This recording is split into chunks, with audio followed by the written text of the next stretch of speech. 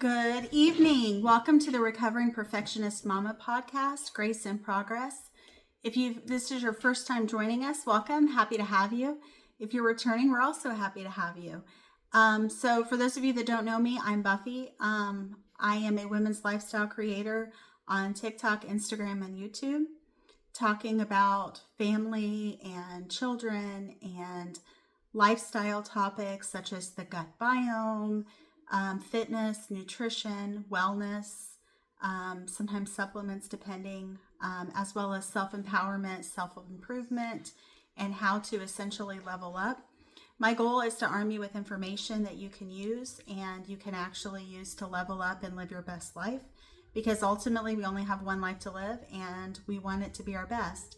And we also want to encourage our children to also do the same and continue to level up. That's my goal for myself and also my goal for some of you, if that's what you're interested in. And so without further ado, let's talk about what we're going to talk about today, which is your gut, your brain, how they talk, and how you can empower the connection. Hey everyone, welcome to Recovering Perfectionist Mama, Grace in Progress. I'm Buffy, and today we're diving deep into something that sounds simple, but is profound. Your gut health and how it directly impacts your brain. Think about it. Sometimes when your gut is off, your mood is off.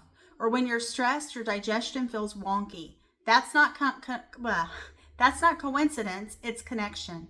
In today's episode, I'm going to walk you through what the gut-brain axis is and how it works, the latest medical research and discoveries, real actionable strategies you can start using this week, and how to spot when your gut-brain communication is breaking down. If you've ever experienced brain fog, mood swings, irritable digestion, or unexplained fatigue, this conversation is for you. Let's go. What is the gut-brain connection? The basics. It's bidirectional signal, microbiome, and nerves. The gut-brain axis refers to the constant two-way communication between your gut, the gastrointestinal tract, including the microbiome, and your brain and central nervous system. This communication happens via multiple pathways: the vagus nerve, which is the neural highway, immune inflammatory molecules, metabolites like short-chain fatty acids and neurotransmitters, and endocrine hormonal signals such as gut hormones. The enteric nervous system, or ENS, sometimes called your second brain, is embedded in the gut wall and has 100 million neurons. It can operate semi-independently, but still communicates with the brain, CNS. The microbiome, the bacteria, fungi, and other microbes, produce signaling molecules like neurotransmitters, think serotonin, GABA, short-chain fatty acids, butyrate, tryptophan, metabolites, and others, which influence brain chemistry, inflammation, and even behavior. Why it matters. What are the health implications? Dysbiosis, which is microbial imbalance or leaky gut, impaired gut barrier, can lead to neuroinflammation, which is implicated in mood disorders, anxiety, depression, and neurodegenerative diseases. For example, altered gut-brain signaling is being explored in Parkinson's disease, where GI symptoms often appear before motor symptoms, and long COVID, where gut-derived serotonin may influence brain function. That's terrifying, guys. I don't know if it's terrifying you, but it's absolutely terrifying me. The gut can send distress signals via immune cytokinase microbial products that influence mood, cognition, stress response. There might also be some connection with not only Parkinson's, but maybe potential dementia or type 3 diabetes, which they've talked about. Conversely, stress or psychological states can alter gut motility, secretion, permeability, and microbiome composition.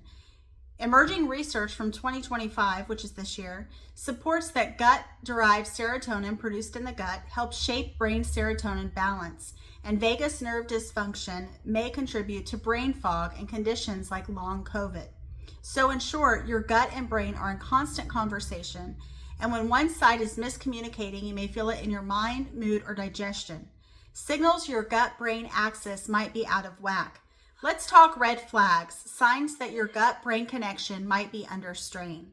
Digestive issues such as bloating, gas, irregularity, or IBS-like symptoms, mood shift, irritability, anxiety, depression, brain fog, Food sensitivities, leaky gut symptoms such as food sensitivities or skin issues. Sleep disturbances, fatigue, low energy and difficulty concentrating. Cravings or appetite dysregulation. You might think these are separate issues, but often they originate or worsen because your gut and brain aren't in sync, and we do want them to be in sync. Evidence and new findings. Before I hand you strategies, let me drop some of the freshest findings to root our tips in science. A 2025 review in Nature emphasizes how gut microbial metabolites signal to the brain via immune, endocrine, and neural pathways. Perturbations in the axis are linked to psychiatric and metabolic conditions.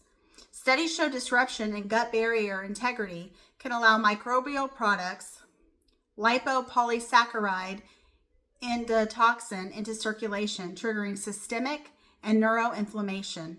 One large study of long COVID found gut-derived serotonin reductions, reduced vagal nerve activity, and cognitive deficits. And when mice were treated with fluoxetine, cognitive function improved. The gut microbiota immune-brain axis is increasingly seen as a therapeutic target. Interventions with probiotics, prebiotics, diet, psychobiotics, fecal microbiota transplant, and symbiotics are under study. Research now even models gut-brain communication mathematically, molecular communication frameworks to understand how signals degrade under stress. Recent RXIV papers. What this all means is we are no longer guessing. We have mechanistic insight and we can act. Actionable strategies you can use now. Now for the practical part. Here are 7 evidence-based strategies to strengthen your gut-brain axis. You can start today. 1. Eat your microbiome, fiber, diversity, prebiotics, and resistant starches. Aim for 25 to 35 plus grams of fiber a day from whole plant foods, vegetables, fruits, legumes, and whole grains. Include prebiotic foods such as onions, garlic, leeks, asparagus, chicory root, Jerusalem artichoke to feed beneficial microbes. Include resistant starches, cooked and cooled potatoes, green banana flour, oats to foster short chain acid or SCFA production, especially butyrate. Minimize ultra-processed foods, refined sugars, artificial sweeteners. These negatively shift microbial balance. These steps support SCFA, short chain fatty acid production, lower gut inflammation, reinforce the gut barrier, and generate the metabolic signals your brain loves. Use targeted probiotics and psychobiotics. Some specific strains include Lactobacillus rhamnosus, Bifidobacterium longum have shown ability to modulate GABA, reduce anxiety, and improve CNS function in trials. Use a multi-strain, well-researched probiotic, 10 to 50 plus billion CFU, and give it at least 8 to 12 weeks. Consider symbiotic formulas, probiotic plus prebiotic for enhanced effect. Let's reduce gut permeability and inflammation. Remove trigger foods, gluten if sensitive, dairy if sensitive, excessive alcohol, NSAIDs, processed seed oils. Add gut healing nutrients, L-glutamine, gut mucosa fuel, collagen peptides, glycine, zinc, e.g. zinc carnosine, omega-3, both EPA and DHA for anti-inflammatory support. Polyphenols, including berries, green tea, and turmeric. Consider butyrate supplements or butyrogenic foods, e.g. tributylin in select cases. Intermittent fasting or time-restricted eating, 14 to 16 hours of an overnight fast, may allow gut rest and help barrier repair.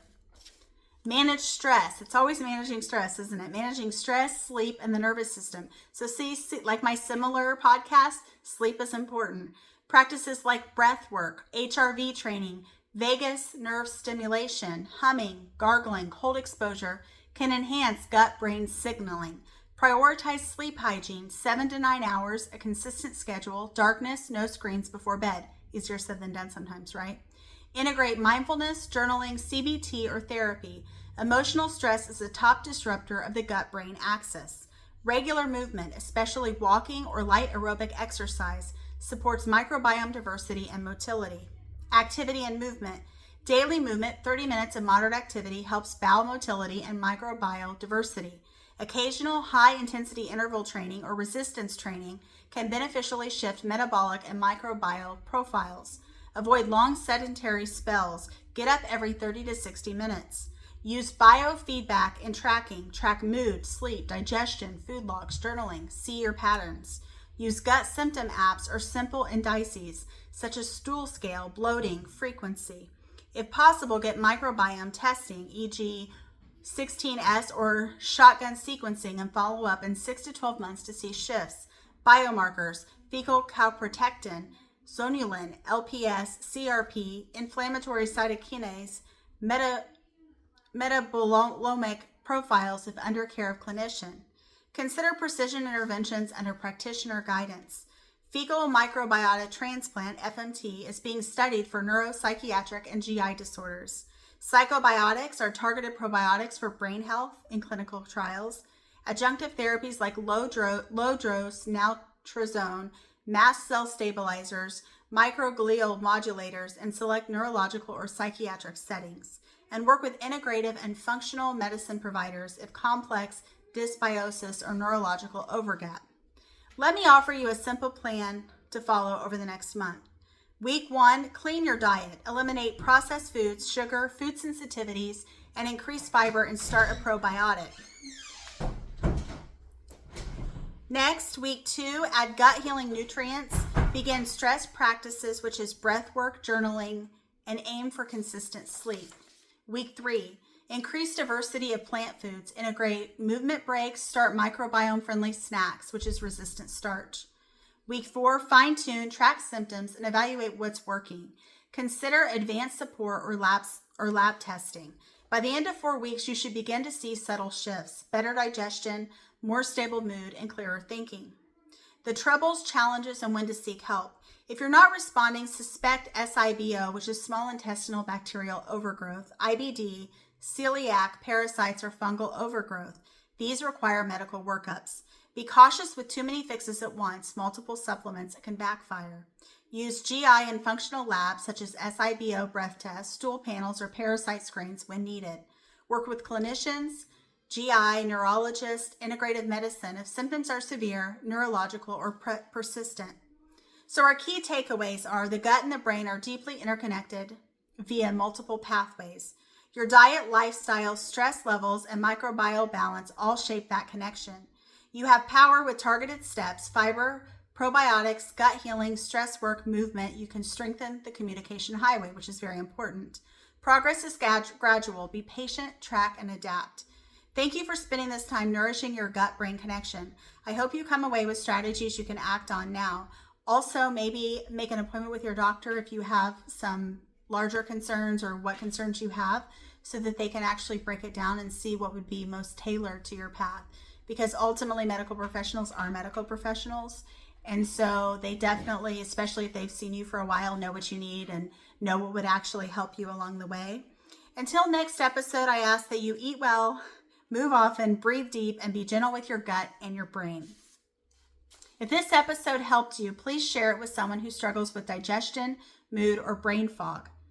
Hit subscribe, leave a review if you like, and DM me your biggest aha from today's show. And if you're curious about implementing personalized steps for your gut, DM gut, right? Thank you for watching, and until next time, have a great day, and I'll talk to you later.